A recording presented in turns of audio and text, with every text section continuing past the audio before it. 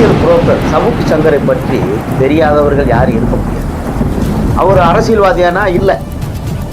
அப்ப அரசியல் புரோக்கரா அப்படின்னா அரசியல் புரோக்கர். வெட்டா வெளிச்சமா பேசணும்னா அரசியல் விபச்சாரின்னு கூட சொல்லலாம். அறவக்காடு ஊடக விபச்சாரியை பத்தி பேசுறோம் அப்படின்னா, இன்னைக்கு எவன் துட்டு கொடுக்குறானோ அந்த துட்டுக்கு மாரடிச்ச இந்த சவுக்கு சங்கரு இன்னைக்கு எந்த கட்சிக்காரன் திராவிட கட்சிக்காரன் துட்டு வாங்கிட்டு பேசுறியா, இல்ல இந்த புதுசா வந்திருக்க தாவை காட்ட துட்டு வாங்கிட்டு இந்த மாதிரி அறிக்கையை விடுறாங்கிறது தெரியல. இளைய தலைமுறைகளுக்கு அப்படியே நஞ்ச விதைக்கிறான் இந்த நாய். இந்த சவுக்கு சங்கர் நாய் அறவக்காடு இந்த அத்து போன கழுத அப்படியே நஞ்ச விதைக்கிறான். ஏற்கனவே தென் மாவட்டங்கள்ல மல்லர் மரவர் கலவரங்கிறது அறியாத ஒன்று இல்லை. இன்றும் வந்து வெட்டி செத்துக்கிட்டு இருக்கேன். எதுக்கு வெட்டுறான்னு தெரியல. தென் மாவட்டங்கள்ல திருநெல்வேலி, தூத்துக்குடி, தென்காசி பகுதிகளில் இன்னும் கொலை நடந்துகிட்டே இருக்கு. அதுக்கு என்ன தீர்வுனே மக்களுக்கே புரியல. அண்ணன் பசுபதி வாண்டியன், அண்ணன் சுபாஷ் பண்ணையார் அவர்களுடைய கொலை வழக்கு கூட, இந்த நடக்கிற மோதல் கூட, அந்த தரப்புல ராக்கெட் ராஜா அவர்கள் பேசும்போது கூட இது தனிப்பட்ட பகை, எங்க குடும்ப பிரச்சனை, இது தேவேந்திர குல வேளாளர்களுக்கும் எங்களுக்கும் சமூகமான மோதல் இல்லை அப்படிங்கிற பதிவு நம்ம பார்க்கிறோம். வி.கே. குருசாமி வெள்ளக்காளி இரு தரப்பினருக்கும் நடந்த மோதல் கொலையில வந்து எண்ணற்ற உறவுகள் சிறைச்சாலையில பிணை கிடைக்காமல் தண்டனையாகி உள்ள உட்கார்ந்து இருக்கிறாங்க. அந்த இடத்துல வந்து இந்த காணொலியை பாருங்க. சிசிடிவில ஆளும் இருக்க மாட்டாங்க. அங்க வச்சு வெள்ளக்காளிய காலி பண்றதுக்கு லாலி, மணிகண்டன், ரகுமான், அஜய், சீவலப்பி அப்படின்ட்டு 4 பேர் பிளான் பண்ணியிருக்காங்க. இவங்களை ஹையர் பண்ணது 2 பேர், குமுலி ராஜ்குமார் மற்றும் எஸ்டேட் மணி. இவங்க வெளியில இருக்காங்க. எவ்வளவு கீழ்த்தரமா இந்த சவுக்கு சங்கர், இந்த அரசியல் புரோக்கர்.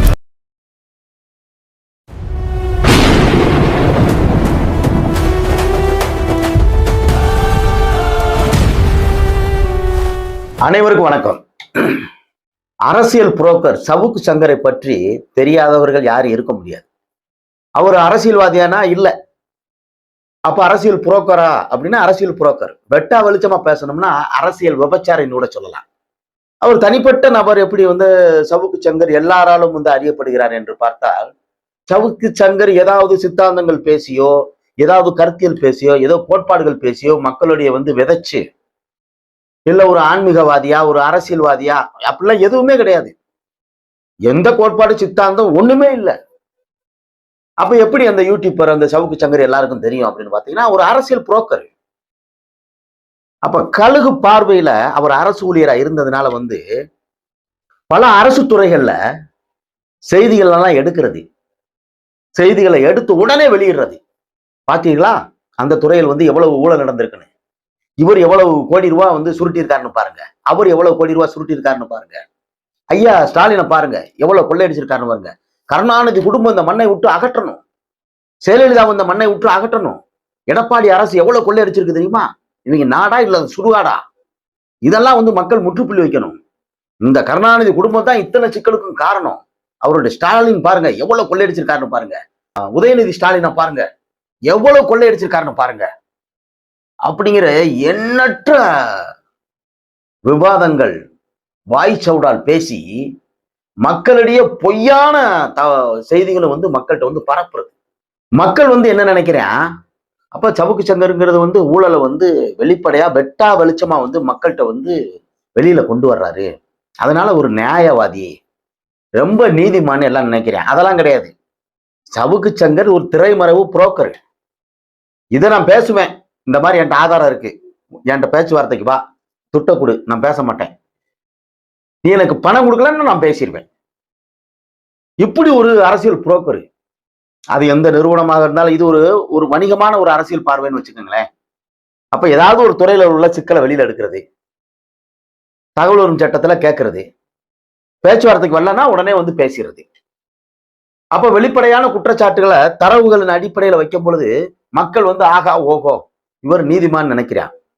இப்ப தெரிஞ்சுக்கிடுச்சு சவுக்கு சங்கர் ஒரு புரோக்கரு, ஒரு விபச்சாரி, துட்டுக்காக எதுனாலும் பேசுவேன், துட்டு கொடுக்கலன்னா உடனே வந்து மக்கள்கிட்ட பேசுறது அப்படிங்கிறது எல்லாருக்குமே தெரியும். அதிமுக துட்டை வாங்கிட்டு திமுகவை பேசுறது, திமுக காசை வாங்கிட்டு அதிமுகவை பேசுறது, தேசிய கட்சிகள்கிட்ட காசை வாங்கிட்டு இந்த திராவிட கட்சிகளை பேசுறது, தன்னை வந்து தலித்தியவாதிகள் மாதிரி காட்டுறது. ஆனா தலித்தியவாதியானா இல்ல, தன்னை வந்து திராவிடத்தினுடைய பற்றாளனா, பெரியார் மட்டும் இல்லைன்னா எப்படி நடந்திருக்கும் தெரியுமாங்கிறது. அப்புறம் திராவிடத்தை எதிர்த்து பேசுறது, அப்ப திராவிடத்தை காலி பண்றதுக்கு என்னென்ன வேலை திட்டமோ இருக்கோ அதை அப்புறம் பேசுறது.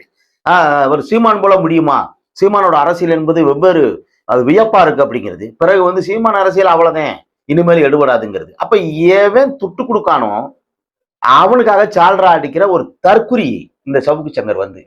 ரெண்டாவது வந்து சவுக்கு சங்கருக்கு வந்து நியாயம் தர்மம் அதெல்லாம் எதுவுமே கிடையாது. விசுவாசங்கிறது கொஞ்சம் கூட கிடையாது. நம்ம வளர்க்குற நாய்க்காவது கொஞ்சம் விசுவாசம் இருக்கும், இது அந்த விசுவாசம் இருக்காது. நன்றி கட்ட ஒரு ஒரு மனித மிருகம்னா அது சவுக்கு சங்கர் தான் வச்சுக்கோங்க.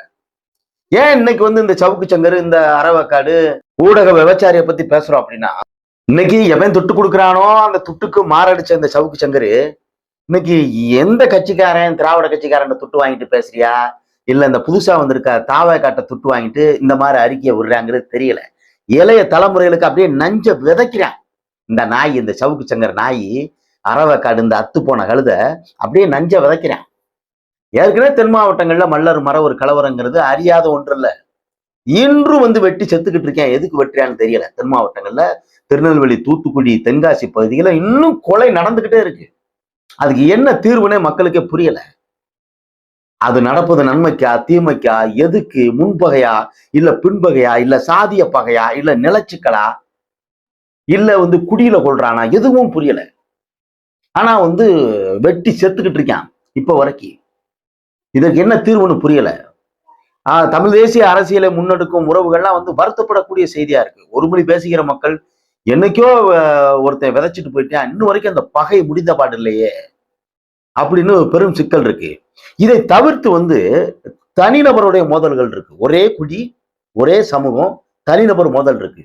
அது பார்த்துட்டீங்கன்னா எல்லா குடிகள்லயும் அந்த மோதல் அதிகமா இருக்கும். தென் மாவட்டங்கள்ல அதிகமா இருக்கு இந்த கேங்குவார். ஒரு குழுவாக இருந்து மாறி மாறி மாறி வெட்டி சாகுறது. இப்ப குறிப்பாக வந்து அண்ணன் வெங்கடேச பண்ணையார், அண்ணன் பசுபதி பாண்டியன் அவர்களுடைய மோதல் உங்களுக்கு தெரியும். 30 ஆண்டு காலத்திற்கு மேலாக வந்து இந்த பகை வந்து நீடிச்சு நிக்குது. இப்ப வரைக்கும் அந்த பகை தொடருது. எண்ணற்ற மரணம், கொலைகள், அரங்கேற்றப்பட்ட கொடுமைகள் என்பது விவாதிக்க முடியாது. ஒரு மொழி பேசுகிற மக்கள். அப்ப இந்த மக்களுடைய இந்த கொலை எப்படி வந்து இவ்வளவு சமூகமாக மாறி இரு சமூகம் முட்டி மோதுறதுக்கு காரணம் என்னன்னு பார்க்கணும். அது போன்று வந்து மறவர் சமூகத்திலேயே இப்படி வந்து கேங்குவார் இருக்கு, ஒருத்தரை மோதுறது. இப்ப குறிப்பா வந்து பாத்துட்டீங்கன்னா மதுரையில வந்து வெள்ளக்காளி, வி.கே. குருசாமி, ஒரே சமூகம், மறவர் சமூகம் தான், ஒரே ரத்த உறவா இருக்கக்கூடிய சொந்த பந்தமாக அவங்களுக்குள்ள ஏதோ பகை முரண்பாடு வளர்ந்து எண்ணற்ற கொலைகள் இருக்கு. வி.கே. குருசாமி, வெள்ளக்காளி குரூப்பும் மாறி மாறி வெட்டுறாங்க. அதற்கு என்ன தீர்வுன்னு தெரியல. எண்ணற்ற இளைஞர்கள் தண்டனையாகி வழக்குகளை சுமக்க முடியாம, பிணை கிடைக்காம ஜெயிலே தன் வாழ்க்கையை பூரா தொலைச்சிட்டு உட்காந்துக்கிட்டு இருக்கான். அப்ப இதுல என்ன அப்படின்னு வந்து நல்லா பாத்துட்டீங்கன்னா, ஒவ்வொரு குடிக்கும் ஒரு கொடி வரலாறு ஒண்ணு இருக்கு. ஒவ்வொரு குடிக்கான ஒரு அடையாளம். தேவேந்திர குல வேளாளர் சிவப்பு பச்சை வர்ண கொடி, மறவர் சமூகம் மஞ்சள் சிவப்பு, இது போன்று கோணார்களா மஞ்சள் சிவப்பு, அது போன்று அகமுடையார்கள், முத்திரையர்கள், பறையர்கள், வன்னியர்கள், நாடார் சமூகம், இப்படி எண்ணற்ற ஒரு சமூகத்தினுடைய அடையாளமாக ஒவ்வொரு சமூகத்திற்கும் ஒரு கொடி வரலாறு ஒண்ணு தமிழகத்தில் இருக்கு. அப்ப இங்கு குடி சார்ந்த அரசியல் என்பது மறுக்க முடியாத ஒன்று. ஒவ்வொரு குடிக்கும் எண்ணற்ற தலைவர் இருக்கிறாங்க. கல்வி சார்ந்து, பண்பாடு கலாச்சாரம் சார்ந்து நம்முடைய குடியை உயர்த்தணும் அப்படிங்கிற நோக்கோட பல தலைமைகள் வந்து எண்ணற்ற சமூக தலைவர்களோட அரசியல் களம் என்பது தென் தமிழகம், குறிப்பா வந்து வட மாவட்டங்கள்லையும் வந்து தவிர்க்க முடியாத ஒன்றுதே. இதை நல்லா புரிஞ்சுக்கணும். தனிப்பட்ட பகைய வந்து இந்த கொடியை பிடிச்சு நிக்கிறதுனால வந்து அத சமூக பகையா வந்து கடத்தப்படுது. நல்லா புரிஞ்சுக்கணும். எனக்கும் இன்னொருத்தருக்கும் தனி பகை. நாம் சார்ந்த குடியரசியல் இந்த சமூகத்தினுடைய கொடியை பிடிச்சு நிக்கிறேன். என்னை சார்ந்து, என் உறவுகள் சார்ந்து வெட்டி வீழ்த்தப்படும் பொழுது நான் சார்ந்த தனிப்பட்ட பகை என்பது எங்களுடைய பிள்ளைகளுக்கும் அடுத்த தலைமுறைகளுக்கும் நானே கடத்துறேன். இந்த கொடுமை நடக்குது. இப்ப குறிப்பா வந்து பாத்துட்டீங்கன்னா அண்ணன் பசுபதி பாண்டியன், அண்ணன் சுபாஷ் பண்ணையார் அவர்களுடைய கொலை வழக்கு கூட, இந்த நடக்கிற மோதல் கூட, அந்த தரப்புல ராக்கெட் ராஜா அவர்கள் பேசும்போது கூட இது தனிப்பட்ட பகை, எங்க குடும்ப பிரச்சனை, இது தேவேந்திர குல வேளாளர்களுக்கும் எங்களுக்கும் சமூகமான மோதல் இல்லை அப்படிங்கிற பதிவை நம்ம பார்க்கிறோம். அது போன்று வந்து பாட்டாளி மக்கள் கட்சியினுடைய துணை பொதுச் செயலாளர் இருக்கக்கூடிய இளஞ்செழியன், சிற்றரசு, இவங்களுடைய மோதல் வந்து பாத்தீங்கன்னா எண்ணற்ற கொலைகள்ல முடிஞ்சு. இப்படி தனிப்பட்ட சிக்கல் மோதல் இது கொலையில முடியறதுனால அந்த கொடியை தாங்கி சமூகத்தினுடைய அடையாளத்தை தாங்கி நிற்பதால் இந்த இழப்பு, இந்த கொலை என்பது அப்படியே அடுத்த தலைமுறைக்கு இந்த ஆயுத கலாச்சாரத்தை வந்து அப்படியே கடத்துறோம். இது ஒரு மறுக்க முடியாத உண்மை. இது மறுக்க முடியாத உண்மை. உறவுகள் புரிஞ்சுக்கணும். இந்த இடத்துல வி.கே. குருசாமி வெள்ளக்காளி இரு தரப்பினருக்கும் நடந்த மோதல் கொலையில வந்து எண்ணற்ற உறவுகள் சிறைச்சாலையில பிணை கிடைக்காமல் தண்டனையாகி உள்ள உட்கார்ந்து இருக்கிறாங்க. அந்த இடத்துல வந்து இந்த காணொலியை பாருங்க. சிசிடிவில ஆள் இருக்க மாட்டாங்க. அங்க வச்சு வெள்ளக்காளிய காலி பண்றதுக்கு லாலி மணிகண்டன், ரகுமான், அஜய், சீவலப்பேரி அப்படின்ட்டு 4 பேர் பிளான் பண்ணிருக்காங்க. இவங்களை ஹையர் பண்ணது 2 பேரு, குமுளி ராஜ்குமார் மற்றும் எஸ்டேட் மணி. இவங்க வெளியில இருக்காங்க. எவ்வளவு கீழ்த்தரமா இந்த சவுக்கு சங்கர், இந்த அரசியல் புரோக்கர், இந்த விபச்சாரி எப்படி பேசுறாரு பாத்தீங்களா? இப்ப எனக்கு வந்து தேவேந்திர குல மக்கள் இயக்கத்தினுடைய தலைவர் குமுளி ராஜ்குமார் அவருடைய அரசியல் உடன்பாடு இல்லை. அவங்களுடைய அரசியல் முடிவுல ஒருபொழுதும் ஏற்றுக்கொள்ள முடியாது. அது வேற. இது எந்த குடியாக இருந்தாலும் நடக்கிற கொலை என்பது அடுத்த தலைமுறைக்கு கடத்தக்கூடாது. இந்த தலைமுறையிலே வந்து ஒரு மாற்றத்தை கொண்டு வர வேண்டும்னு நம்ம விரும்புறோம். அது எந்த குடியாக இருக்கட்டும். அப்ப ஒரு குடியில் நடக்கிற இந்த பிரச்சனையை வந்து எவ்வளவு கச்சிதமா, தனக்கு சாதகமா, தான் வாங்கின காசுக்காக எப்படி சமூக பகையா மாத்துறான்னு பாருங்க இந்த சவுக்கு சங்கர். அப்ப என்ன இளைஞர்களுக்கு என்ன தெரியும்? இன்றுள்ள இளைஞர்களுக்கு என்ன புரிதல் இருக்கு? முதல்ல மண் சார்ந்து, மக்கள் சார்ந்து, நிலம் சார்ந்து, மொழி சார்ந்து என்ன புரிதல் இருக்கு? ஏதோ வந்து மறவர்களும், மல்லர்களும், நாடார்களும், கோணார்களும், செட்டியார்களும், முதலியார்களும், வன்னியர்களும், அகமுடையார்களும், முத்துரையர்களும், இங்க பெரும்பான்மையான இளைஞர்கள் வந்து தான் சமூகம் சார்ந்த ஒரு நிலைப்பாடு என்பது தன் சமூகமே தனி, ஒரு மொழி பேசுகிற மக்கள்னு எந்த புரிதலும் இல்லை. மறவர்களா நாங்கள் தனி, வள்ளர்களா நாங்கள் தனி. மறவே எனக்கு எதிரி, மறவனுக்கு நாடார் எதிரி, நாடாருக்கு மல்லர் எதிரி, மல்லனுக்கு கோணார் எதிரி, பறையருக்கு வன்னியர் எதிரி, வன்னியருக்கு பறையன் எதிரி. இப்படி கட்டமைக்கப்படுது. அப்ப இந்த தலைமுறை தான் தமிழ் தேசியம், தமிழர் நிலம், தமிழருடைய அரசியல், மொழி அரசியல், இன அரசியல் அப்படிங்கிற ஒரு நிலைப்பாடு இப்பத்தே வந்து பிறந்திருக்கு. இந்த மண்ணுல வந்து பிரசவிக்கப்பட்டிருக்கு. அப்ப நீண்ட நெடிய நாட்களுக்கு பிறகு தீரா பகையா இருந்தது வந்து மல்லர் மறவருடைய கலவரம். எண்ணற்ற கொலை, இழப்பு, லட்சம் வழக்குகள், எத்தனை பேருடைய வாழ்க்கை நாசமா போயிருக்கும். சிறையில பிணை கிடைக்காம எத்தனை பேர் கிடைக்கும். இந்த சவுக்கு சங்கருக்கு அறிவு இருக்கணுமா வேணாமா? அப்ப வந்து குமுளி ராஜகுமார் 1 கோடி வாங்கினாரு வெள்ளக்காளியை வந்து கொல்றதுக்கு அப்படிங்கிறது வந்து நீ ஒரு யூடியூப் சேனல்ல வந்து இவ்வளவு வந்து ஒரு வெளிப்படையா வந்து இந்த செய்தியை வெளியிடுறன்னா யார்கிட்ட நீ துட்டு வாங்கிட்டு இந்த வேலையை பார்த்திருக்க? அப்ப எண்ணற்ற இளைஞர்களுடைய உயிரை காவு வாங்குறதுக்கான வேலை திட்டம் இல்லையா அது? இப்ப இந்த தலைமுறை இளைஞர்கள் வந்து படிக்கணும், வேலைக்கு போகணும். நம்மளுடைய முன்னோர்களே வந்து அருவா கலாச்சாரத்துல இருந்தான். அதை தூக்கி வீசிட்டு நம்மளாம் ஒரு மொழி பேசுகிற மக்கள் ஒன்றுபட்டு நிக்கணும், தமிழர்களா நிக்கணும் அப்படிங்கிற ஒரு நிலைப்பாட்டுல ஒன்று திரண்டு நிக்கிற இந்த வேலையில வந்து அப்ப தீரா பகையா இருக்கக்கூடிய வி.கே. குருசாமி, வெள்ளக்காளி இவங்களோட பகையில வந்து எரியிற தீல எண்ணெய் ஊத்துற மாதிரி வந்து குமுளி ராஜகுமாரும் எஸ்டேட் மணி வந்து 1 கோடி ரூபாய் வாங்கி இந்த சதி செயலை வந்து செய்யறதுக்கு தயாரானாங்கிறது வந்து எவ்வளவு கீழ்த்தரமான செயல். அப்ப இளைஞர்கள் என்ன நினைப்பேன், அதுல அந்த சமூகம் என்ன நினைக்கும்? 1957 நடந்த ஒரு கொலை, ஐயா இமானுவேல் சேகரனுடைய படுகொலை என்பது யாராலே மறுக்க முடியாது. தென் மாவட்டங்கள்ல எந்த தொழிலும் வளர்ச்சி அடையாம போயிடுச்சு. தென் மாவட்டம் தேய்ந்ததற்கான காரணமே மல்லர் மறவருடைய மோதல் தான். யார் தொழில் செய்ய வருவா? எந்த முதலாளி வந்து இங்க தொழில் பண்ண முடியும்? எப்ப எந்த நிறுவனம் எரியுதுன்னு சொல்ல முடியாது. எப்ப பேருந்து நிக்க போகுதுன்னு சொல்ல முடியாது. எப்ப யாரு வெட்டி சாவியான்னு சொல்ல முடியாது. கலவரம் எப்ப வெடிக்கும்னு சொல்ல முடியாது. இதுல அன்றாட நடைமுறை வாழ்க்கை அன்றாடம் பாதிக்கப்படும் பொழுது எந்த தொழிற்சாலை வந்து திறக்க முடியும்? எந்த முதலாளி முன் வருவியா? சொல்லுங்க பார்ப்போம்.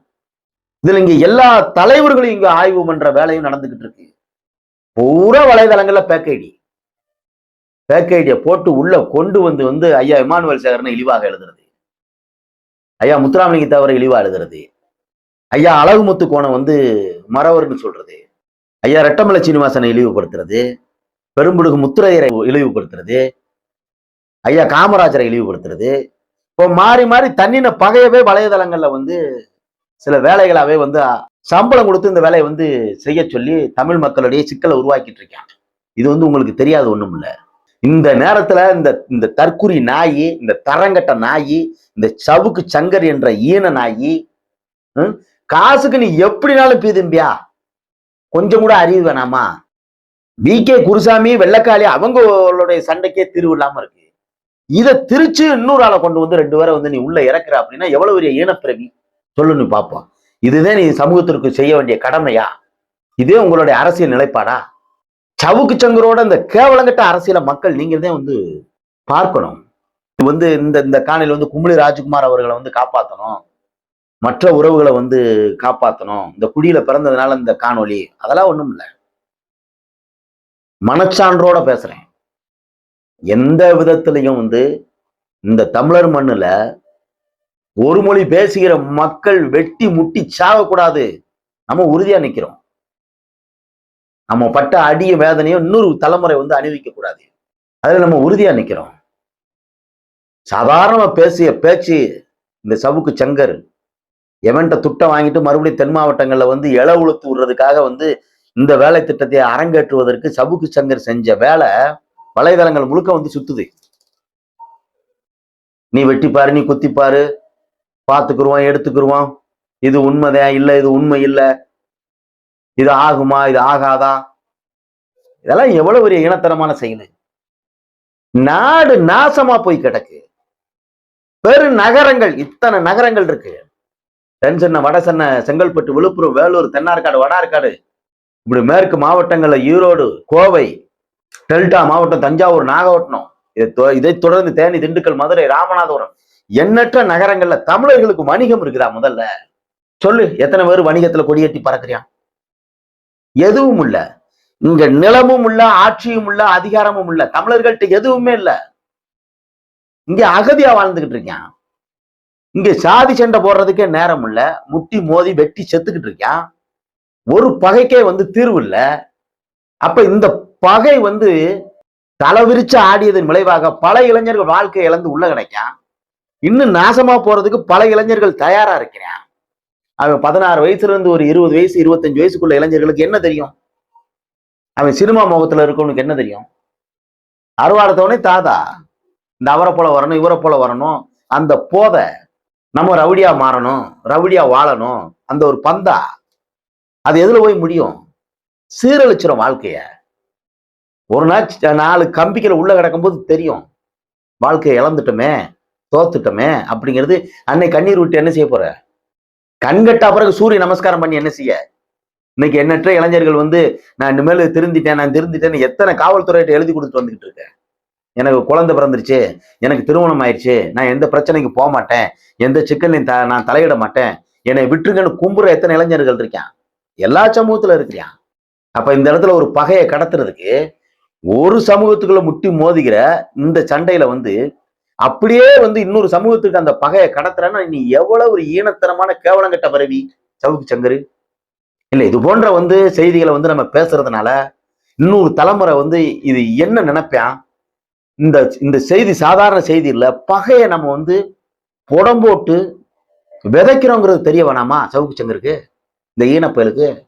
இத மாதிரி ஈன இழிப்பிறவினாலத்தே வந்து ஒரு மொழி பேசுகிற மக்கள் இன்னும் முட்டி மோதி செத்துக்கிட்டு இருக்கான். அப்ப இது போன்ற செய்திகள்லாம், இவரை போன்ற எத்தனையோ அல்லக்கைகள்லாம் பேசுவேன். அதுக்காக வந்து தென் தமிழகத்துல இருக்கிற மல்லர் மறவர் சமூகம் அறிவாயுதம் ஏந்திய பாதையில நீங்கள் பயணிக்க தயாராக வேண்டும் என்பதுதான் இந்த காணொலியோட நோக்கம். அதற்காக வந்து இங்க அறுவாடு பூரா தலைவரா இருக்கான். தென் மாவட்டங்கள்ல எல்லா குடியிலும் எவன் அறுவாடுக்கான அவன் தான் தலைவர். எதுக்கு வெற்றியாலும் தெரியாது, வெளியில வந்த உடனே அவன் தான் தலைவர் ஆயிடுவான், சமூக போராளி ஆயிடுவான். ஏன்னா பூரா பேர் இங்க வந்து சமூக கொடி எடுத்துதே வந்து குடியரசியல் பண்ணிக்கிட்டு இருக்கான். அதனால வந்து அருவா கலாச்சாரம், அருவா எடுக்கிறதே அரசியல் என்பது என்ற பார்வை வந்து அது சீரழிவான பாதை. அது மல்லர் குடியாக இருந்தாலும் சரி, மறவர் குடியாக இருந்தாலும் சரி, நாடார் குடியாக இருந்தாலும் சரி, கோனார் குடியாக இருந்தாலும் சரி, முத்திரையர் குடியாக இருந்தாலும் சரி, பறையர் குடியாக இருந்தாலும் சரி, வன்னியர் குடியாக இருந்தாலும் சரி, அருவா கலாச்சாரம் அது அரசியல் படுது, அதுதான் தீர்வு ஏற்படும், அதுதான் களப்போராளி, இந்த களப்போராளிகள் தான் வந்து இந்த சமூகத்தை காப்பாத்துவான், அதனால பெரும் மாற்றம் வரும், அதுதான் தலைவன் நினைச்சேன்னா உன் தலையில நீயே மண்ணாரி போடுறதுக்கு சமம். பகை அரசியல் ஒருபோதும் வெல்லாது. எதை விதைக்கிறோமோ அதை அப்படியே அறுவடை பண்றோம். அதனால வந்து எல்லா குடிகள்லையும் வந்து சமூகத்தினுடைய கொடியை பிடிச்சு உன்னை ஏமாத்துறதுக்கு தலைவன் வந்து இங்க தயாரா நிக்கிறான். ஒரு கூட்டம், தேர்தல் நேரத்துல ஒரு கூட்டணி, அவனுக்கு தேவை காசு, இல்ல ஒத்த சீட்டு, ஒரு 2 சீட்டு, பெரிய சாதி தலைவன் தான். அதை தவிர்த்து வேற ஒண்ணுமே கிடைக்காது. நீ அவன் பின்னாடி இளமை காலங்கள்ல வந்து கோஷம் போட்டு போஸ்ட் ஒட்டி கொடி பிடிச்சு கத்தி ஆட்டம் போட்டு இங்க தலைவர் இங்க இருந்து வராரு அங்க இருந்து வராருன்னு வாடகைக்கு வாகனம் அமர்த்தி அதை கொடுக்க முடியாம பொண்டாட்டி தாலியை வித்து நாசமா போயிடாத. இது எல்லா குடிகளுக்கும் சொல்ல வேண்டிய கடமை நான் சொல்றேன். இங்க குடி அரசியல் ஒருபோதும் வெல்லாது, புரியுதா? கூலிக்கு கொலை செய்யறவன் எல்லா குடியிலும் இருக்கான். தன்னை பாதுகாக்கிறதுக்கு சமூகத்தோட கொடியை முன்னாடி வச்சு உன்னை ஏமாத்துறான். அதனால நீ ஏமாந்துறாத. வரலாறு என்னன்னே தெரியல, வலைதளங்கள்ல என்னென்னமோ பேசிக்கிட்டு இருக்கான். அதனால வந்து வீணான விவாதங்கள், சமூக மோதல்களை வந்து கைவிட்டு படிக்கிற வேலையை பாருங்க. இளைஞர்கள் நல்லா படிங்க, எத்தனையோ வாய்ப்புகள் இருக்கு, வேலை வாய்ப்புகள் இருக்கு. அடுத்த தலைமுறை பிள்ளைகள் என்பது வாழ தகுதியற்ற நிலமா மாறி நிக்கி. சுவாசிக்கிறதுக்கு மரம் வேணும், மரம் இல்ல. குளிக்கிறதுக்கு தண்ணி வேணும், தண்ணீரும் இல்ல. சாப்பிட்றதுக்கு வந்து சோறு வேணும், விவசாயம் இல்ல. வாழணும்னா வந்து வேலை வேணும், வேலையும் இல்லை. எல்லாமே அழிஞ்சு போச்சு. அதனால என் அன்பில் சிறந்த பெரியோர்கள் நம்முடைய பிள்ளைகளுக்கு, நம்முடைய அண்ணன் தம்பிகளுக்கு படிக்கிறத சொல்லி கொடுங்க. இந்த இளம்பரி கொலை அறியாதும்பான். நீ 16 வயசு 18 வயசுல எடுக்கிற முடிவு தப்பு தப்பா எடுப்ப. தன் சமூகம் சார்ந்த தலைவர்கள்லாம் நல்லவன் நினைப்ப. அதனால வந்து நீ எடுத்த முடிவு என்பது சீரழிவான பாதையில கொண்டு போய் விட்டுரும். அழிஞ்சிடாதீங்க. இது எல்லா குடிக்கும் நான் சொல்ல வேண்டிய கடமை. அதனால வந்து இந்த சவுக்கு சங்கர் போன்ற ஈனப்பைகளோட செய்திகளை வந்து வரும் தலைமுறைகள் வந்து அதை பதியம் போட்டு அந்த வன்மத்தை வளர்க்க வேண்டாம். இதெல்லாம் முழுக்க முழுக்க பொய். அது ஒரு குடியாக இருந்தாலும் கூட இந்த மண்ணுல வந்து செத்து விழுகிறத வந்து யாரும் ஏற்றுக்கொள்ள முடியாது. இங்க கொல்றதுக்கு யாருக்கு அதிகாரம் இல்லை. பகைக்கு பகைதான் தீர்வு என்பது ஒருபோதும் வெல்லாது. கூட்டி கழிச்சு பார்த்தா அழிவுதான் வந்து மிஞ்சி நிற்கும். இந்த அரசியல் புரோக்கர், இந்த சவுக்கு சங்கரோட செய்திகள்லாம் வந்து இளைஞர்கள் கடந்து போவது நலம்.